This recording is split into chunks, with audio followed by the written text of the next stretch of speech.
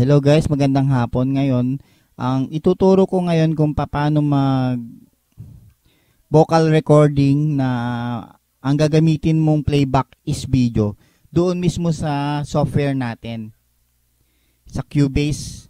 Then ang recording audio interface pa rin natin is yung Behringer UMC22. So bago tayo pumunta ron, kailangan i-download muna natin yung QuickTime Player sa laptop natin na gagamitin natin pang recording. Importante yun kasi ang yun ang magdi-display ng yung video na i-playback natin mismo dun sa software. Kasi kaya gusto ko ituro to kasi kung halimbawang ikaw hindi mo kabisado yung lyrics, then gusto mo mag-vocal recording, tapos kailangan magkaroon ka pa ng extra na laptop para i-for playback lang. Ngayon, ituturo ko na ang playback niya mismo is dun na sa software, kung saan dun mo rin ire-record yung vocals mo.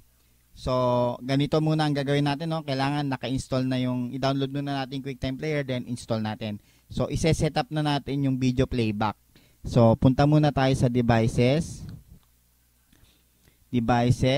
then device setup. So, ayan, click natin yung video player. So, click natin yung direct show video, then click natin yung tiny size. Yung video display natin, tiny size lang para hindi mahirapan masyado yung laptop natin pag nagre-record na. So, ayan, direct show video, then palitan natin siya ng QuickTime video. So, ayan, i-apply muna natin yan, then click OK. So, balik ulit tayo dun sa device setup. I-reconfigure naman natin yung audio system natin, yung pang-record natin, yung Behringer USB audio. Yan, naka-preset na kasi yan. So, kailangan yan, kung ano yung interface natin yan. So, i-okay na natin yan, no? So, punta na tayo dun sa preference. Click nyo yung file, then punta tayo sa preference ng video. Ayan, video. I-check natin to, extract audio on import video file, then generate thumbnail, catch import video file. Then, click natin uli yung isang video sa baba.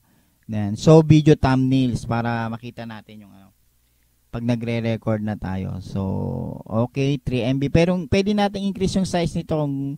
Pero, usually, ito kasi yung default niya, 3 MB. So, i-apply na rin natin yan, then okay na natin. So, punta na tayo, no, for recording or playback. So, kailangan natin mag-add mag-add na tayo ng audio track para sa vocal recording natin. Yan.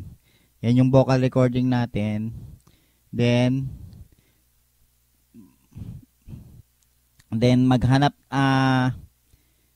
mag-add tayo rin ng video channel. Yan. So, pag na-add natin yung audio file, yung audio channel, yung para sa vocals, then video channel, pwede na nating i-import yung gusto nating kantahin na video.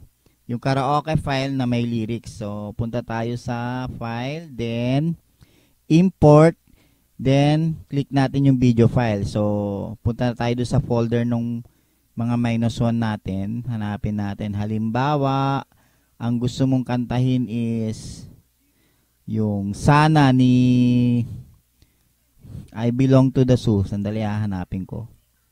Ayun. So, ayan na. I-import na natin yan. Open, import. Ayan. Makikita nyo naman, nag-i-import na siya. Wait lang natin, no? Ito maganda to pag hindi mo kabisado yung lyrics. Gusto mong mag-record ng mag-covers. Dito mo na rin siya i-play. Isang laptop lang yung gamit natin.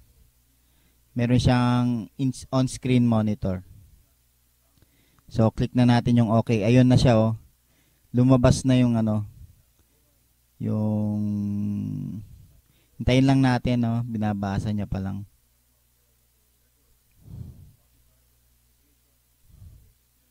Okay na siya. Then, try natin i-play. Ayan. Try kong play para makita nyo na may on-screen na siya. Ayan. Yan. Meron kang lyrics display, bali habang gusto mo mag-record ng i-cover, meron ka ng lyric display. Hindi ka na mahirapan pag di mo kabisado yung lyrics. So, kakanta ka na lang. O, ayan. So, sample muna, no? Stop muna natin. Stop muna natin. Configure muna natin yung pang vocals natin, yung paano input ng vocals natin.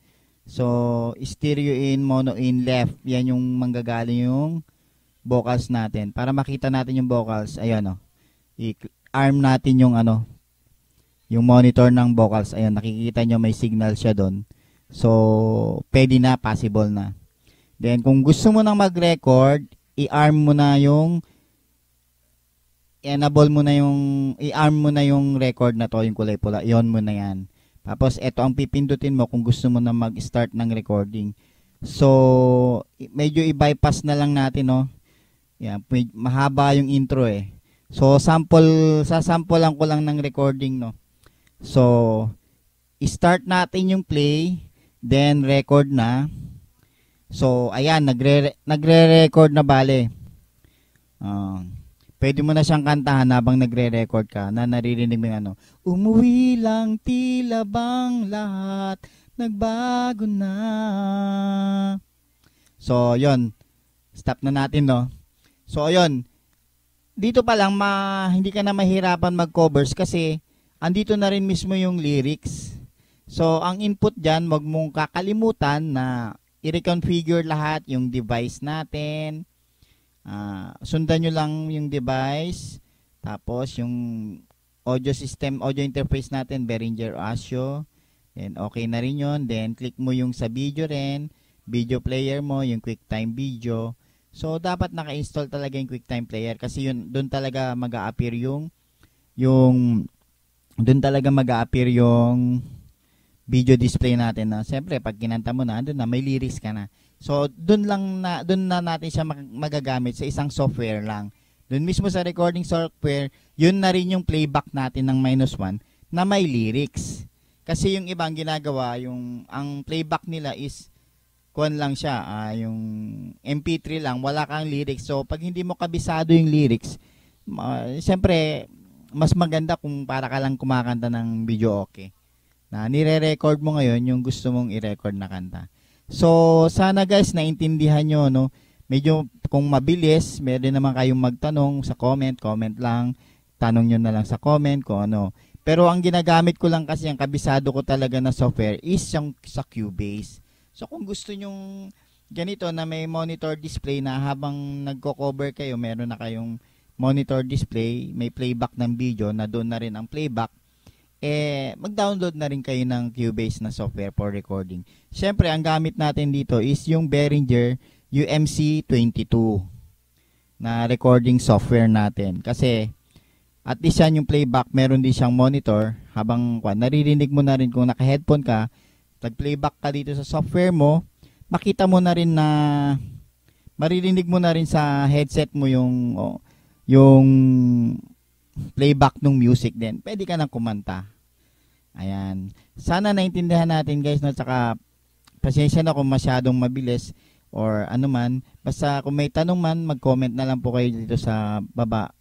At sana naintindihan nyo kung paano mag-record ay mag-playback ng video, then mag-record ng vocals sa ating Cubase software din. Gamit natin yung Behringer UMC22 na audio interface natin. So, maraming salamat guys. Hanggang dito na lang and keep on subscribing and keep on liking, sharing. Maraming salamat po.